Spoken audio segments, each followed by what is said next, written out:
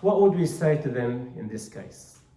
Are we going to go through lengthy studies and research that may take maybe a few years to prove to them that fasting is good for everyone, except for those who have very serious medical problems?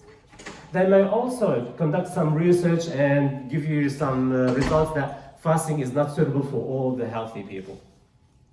We will then go through endless maze. Of course, if there is definite scientific evidence that state that fasting is good for the health, we make use of it. Otherwise, what should we do? We as Muslims, we fast because we have the iman that what Allah subhanahu wa ta'ala tells us to do should be done. So doing any practices, whether praying, fasting, doing any of these ibadat, we do it because of the sake of Allah. Iman should come before we do any of these practices. Without this iman, the practices would be meaningless from an Islamic perspective. They would be performed just for the sake of worldly benefits. Once the person finds an alternative way to seek these benefits, then he or she might quit or move away from all this ibadat and do the alternative. This is not iman, this is not Islam.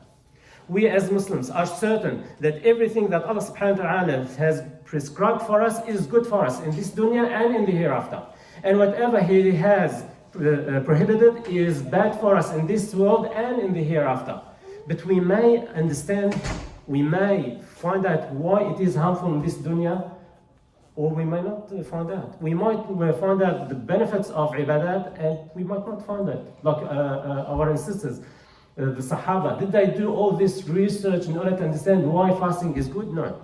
They fasted, they applied all the Islamic rulings because they had the iman, that they have to follow the commands of Allah subhanahu wa ta'ala. So fasting is not because it is good for our body only, it is to attain taqwa. Allah subhanahu wa ta'ala said, "O you who have believed, fasting is prescribed for you as it was prescribed for those before you, that you may become muttaqun," so you may become pious. So this is why we fast.